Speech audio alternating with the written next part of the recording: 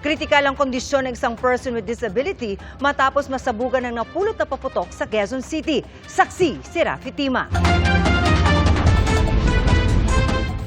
Pasado alas 10 ng umaga kanina, makikita ang tatlong batang ito sa basketball court ng Barangay Pansol sa Quezon City. Maya-maya, ang isa sa mga bata may pinulot na tila pahabang bagay malapit sa isang tricycle. Saglit niya itong tiningnan, itinaktak at sa isang punto, sinubukan pang sindihan. Nang walang mangyari, ipinasa niya ito sa kapwa bata na isang PWD. Umupo ang bata sa tricycle at sinindihan ito. Dito na ito sumabog. Dahan-dahan pang napahiga ang biktima. Ang isang bata agad nakatayo at naglakad palayo. Ang batang unang pumulot sa sumabog na bagay, nakalayo bago pa ang pagsabog. Ang biktima kinilalang si Ronron, 13 taong gulang. Nagtamo siya ng matinding tama sa hita. Ang kanyang ama agad tumakbo sa lugar matapos malaman ang nangyari. Nung makita ko yung anak ko, kasi tinakpan nila ng tela yung ano. Kaya nung ginanong ko, na parang nanginig ako. Hindi ko alam ang gagawin ko. Iuwi niya na ako sa bahay, kaya ko to.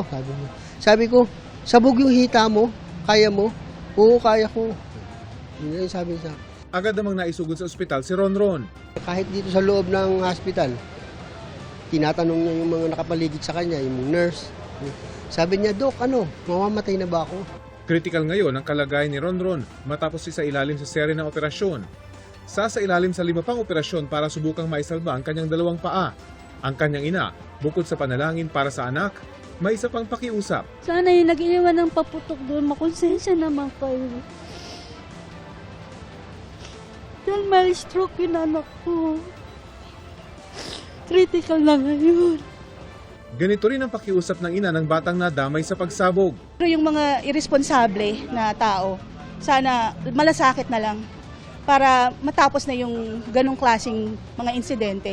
Ayon sa isang opisyal ng barangay, designated fireworks area ang lugar pero nilinis naman daw ito matapos ang selebrasyon kagabi.